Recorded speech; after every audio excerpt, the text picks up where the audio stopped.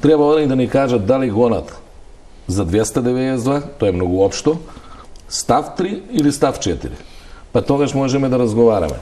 Меѓутоа, замката кај овие кривични дела е во тоа што најчесто обвинителствата одат со умислени дека се кривичните дела, за да го запазат рокот за застареност и заради големата казна предвидена за таквите кривични дела, а најчесто завршуваат како застарени или како кривични дела сторени од небрежност. Бидејќи тука умислата на градоначалникот до 2017 што бил, дека имал он умисла, било директно или евентуално да се случи ваков настан и се согласил со тоа, и на сите други функционери кои действуваат до 2019-2020 година, е многу тешка за докажување.